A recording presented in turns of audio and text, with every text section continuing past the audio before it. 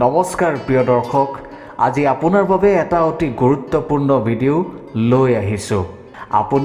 আমি সকলোৱে নেমু খাই ভাল পাওঁ, কিন্তু নেমু খোৱাৰ পিছত কিছুমান বস্তু কেতিয়াও খাব নালাগে। এই বিষয়ে আমি বহুতেই জানো আৰু বহুতেই হয়তো নাজানো। নেমু খোৱাৰ পিছত এই 5বিধ খাদ্য খোৱাৰ পৰা আমি সদায় আঁতৰি থকা উচিত। নেমু খোৱাৰ পিছত এই 5বিধ খাদ্য খালে আপোনাৰ মোৰ শৰীৰত নানা সমস্যাই দেখা দিব পাৰে। আমি সকলোৱে জানো যে নেমু আমাৰ শৰীৰৰ বাবে যথেষ্ট উপকাৰী, কিন্তু নেমু খোৱাৰ পিছত কিছুমান বস্তু খালে সি আমাক তাতকৈ বেছিহে ক্ষতি কৰিব পাৰে। প্ৰকৃততে সকলো বস্তুৰ লগত সকলো বস্তু খাব নোৱাৰি বা খাব নালাগে।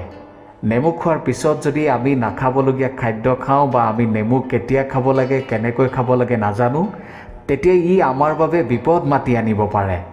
প্ৰিয় দৰ্শক, সেয়েহে আজিৰ ভিডিঅ'টোত আমি ভালকৈ জানিবলৈ চেষ্টা কৰিম বা আমি আলোচনা কৰিম যে নেমুৰ উপকাৰিতা, অপকাৰিতা, নেমু খোৱাৰ পিছত কি বস্তু খাব নালাগে, নেমু কিদৰে আৰু কেতিয়া খাব লাগে। গতিকে আপুনি যদি নিজকে সদায় সুস্থ সবল তথা নিৰোগী কৰি ৰাখিব বিচাৰে, তেন্তে এই ভিডিঅ'টো সম্পূৰ্ণকৈ চাব। প্ৰথমে জানো আহক যে নেমু আমাৰ বাবে কিয় উপকাৰী আৰু কিয় অপকাৰী। এই বিষয়ে কোনো সন্দেহ নাই যে নেমু এবিধ অনেক ঔষধি গুণেৰে সমৃদ্ধ ফল।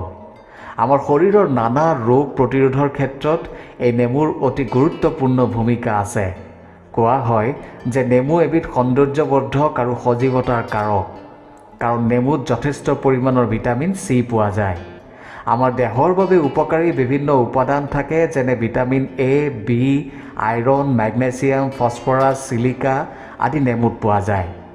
নেমুৰ ৰসত কেলছিয়াম, পটাছিয়াম, থায়মিন, চাইট্ৰিক আৰু ফলিক এচিডো প্ৰচুৰ পৰিমাণে পোৱা যায়।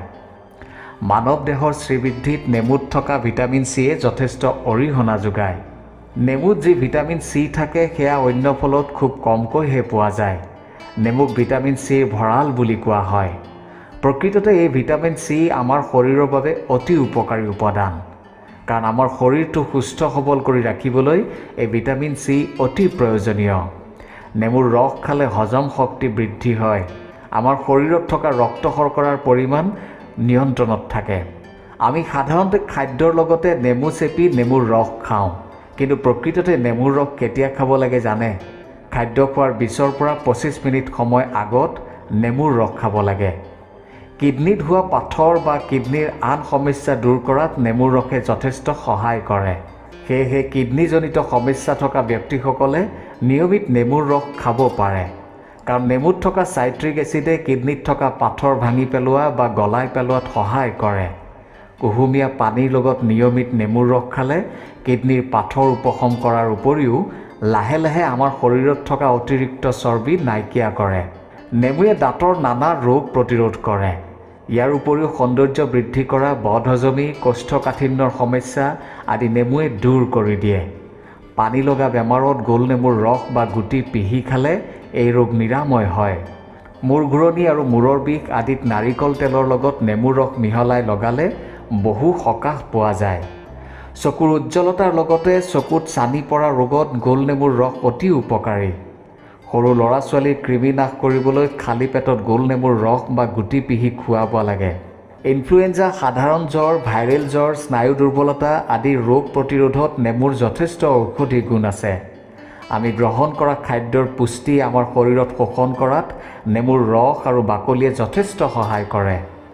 আমিষভোজীসকলে বা যিসকলে বেছিকৈ মাছ মাংস আদি খায়, তেওঁলোকে নিয়মীয়াকৈ নেমুৰ ৰস খালে যকৃতৰ সমস্যাৰ পৰা বাচি থাকিব পাৰে। জণ্ডিছ ৰোগত ভোগা ব্যক্তিসকলৰ বাবে শাৰীৰিক দুৰ্বলতা নাশ কৰাৰ বাবে নেমু অতি উপকাৰী ফল। জিনৰ দুৰ্বলতাৰ বাবে হোৱা বিভিন্ন ৰোগ নিৰাময়ত নেমু অতি উপকাৰী বুলি কোৱা হয়।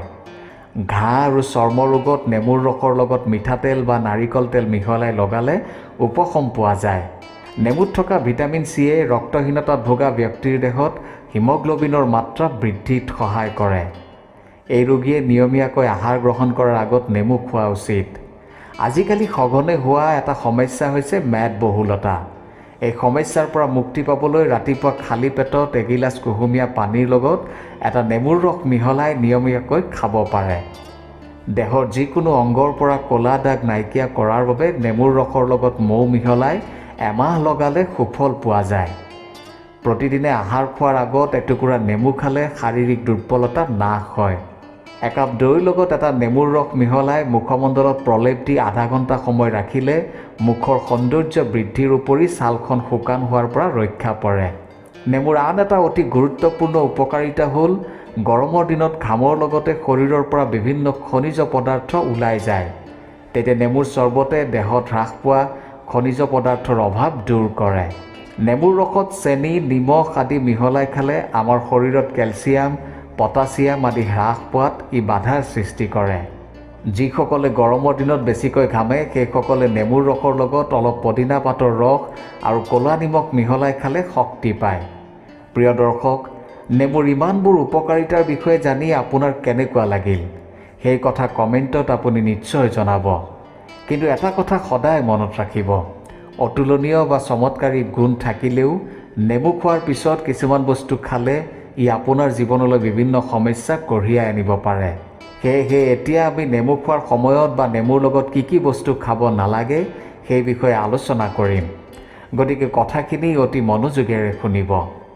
প্ৰথমটো হৈছে কেলছিয়ামৰ টেবলেট বা কেলছিয়ামৰ ঔষধ। নেমু খোৱাৰ পিছতে যদি কেলছিয়ামৰ টেবলেট বা কেলছিয়ামৰ ঔষধ সেৱন কৰে তেন্তে মাৰাত্মক বিপদ হ'ব পাৰে। যদি আপুনি কেলছিয়ামৰ দৰৱ খাই আছে তেন্তে আপুনি নেমু খোৱাৰ পৰা দূৰত থকাই ভাল। আৰু যদি আপুনি নেমু এৰিব নোৱাৰে তেন্তে নেমু খোৱাৰ 3 ঘণ্টা পিছত বা আগতহে কেলছিয়ামৰ দৰৱ সেৱন কৰিব। দ্বিতীয়তে গাখীৰ। নেমু খোৱাৰ পিছত কেতিয়াও গাখীৰ খাব নালাগে। নেমু খোৱাৰ পিছত গাখীৰ খালে মানুহৰ মৃত্যু হ'ব পাৰে এনে নহয়, কিন্তু আপোনাৰ জীৱনলৈ বিভিন্ন সমস্যা লৈ আহিব পাৰে। তাৰ ভিতৰত গেছ, এচিডিটি ইত্যাদি। গতিকে গাখীৰ খোৱাৰ পিছত নেমু আৰু নেমু খোৱাৰ পিছত গাখীৰ ভুলতো নাখাব। কেৱল গাখীৰেই নহয়, গাখীৰৰ পৰা তৈয়াৰী যিকোনো বস্তু নেমু খোৱাৰ পিছত নাখাব। আৰু যদি আপুনি খাবই লাগে তেন্তে নেমু খোৱাৰ পিছত বা গাখীৰ খোৱাৰ পিছত খুব কমেও 1 ঘণ্টা আপুনি ৰ'ব লাগিব। তৃতীয়তে অমিতা। নেমু খোৱাৰ পিছত অমিতা খাব নালাগে, কাৰণ যিদৰে নেমুৱে আমাৰ খোৱা খাদ্য হজম কৰাত সহায় কৰে ঠিক একেদৰে অমিতায়ো খাদ্য হজম কৰাত সহায় কৰে। দুয়োটা এনজাইমৰ মিশ্ৰণ হ'লে পৰিণাম ভয়াৱহ হ'ব পাৰে। কিন্তু এই ক্ষেত্ৰত আপুনি যদি সময়ৰ ধ্যান ৰাখে তেন্তে বিপদৰ পৰা বাচিব পাৰে বুলি কোৱা হৈছে। অৰ্থাৎ নেমু খোৱাৰ 1 ঘণ্টা পিছত আপুনি অমিতা খাব পাৰে বুলি কোৱা হৈছে। চতুৰ্থতে দৈ। দৈ খোৱাৰ পিছতে ভুলতো নেমু খাব নালাগে বা নেমু খোৱাৰ পিছতে দৈ খাব নালাগে, কাৰণ এই দৈ গাখীৰৰ পৰাই তৈয়াৰ কৰা হয়। এই কথা আয়ুৰ্বেদতো উল্লেখ আছে। এনে কৰিলে আমাৰ হজম শক্তিত বেয়া প্ৰভাৱ পৰিব পাৰে আৰু পেটৰ বিষো হ'ব পাৰে। পঞ্চমতে বিলাহী। নেমুৰ লগত ভুলতো কেতিয়াও বিলাহী খাব নালাগে। সাধাৰণতে আমি চালাডত বিলাহী ঘূৰণীয়াকৈ কাটি বা কুটি দিওঁ আৰু সেই চালাড আমি খাওঁ।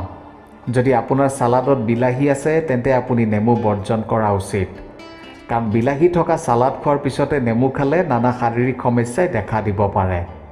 বিশেষকৈ ই আমাৰ হজম ক্ষমতা দুৰ্বল কৰি তোলে। অৱশ্যে আঞ্জা বা তৰকাৰী বা আপুনি যদি বিলাহী ৰান্ধি খায় তাৰ পিছত নেমু খালে কোনো অসুবিধা নহয়, কিন্তু কেঁচা বিলাহীৰ লগত ভুলতো নেমু নাখাব বা নেমু খোৱাৰ পিছত ভুলতো বিলাহী কেঁচাকৈ নাখাব। প্ৰিয় দৰ্শক, নেমু খোৱাৰ পিছতে আমি যি 5বিধ বস্তু খাব নালাগে বুলি আলোচনা কৰিলোঁ, সেই 5বিধ বস্তু আপুনি নেমু খোৱাৰ 2 ঘণ্টা বা 3 ঘণ্টা পিছত বা আগত নিশ্চয় খাব পাৰে। ইয়াৰ লগতে এটা কথা সদায় মনত ৰাখিব, যিকোনো বস্তু খোৱাৰ আগতে বা খাদ্য হিচাপে গ্ৰহণ কৰাৰ আগতে তাৰ গুণাগুণ আৰু অপকাৰিতা নিশ্চয় জানি ল'ব আৰু কোনো অভিজ্ঞ ব্যক্তিৰ পৰামৰ্শ নিশ্চয় ল'ব। আশা কৰোঁ ভিডিঅ'টোত আলোচনা কৰা কথাখিনিয়ে আপোনাক অলপ হ'লেও উপকৃত কৰিব। ধন্যবাদ।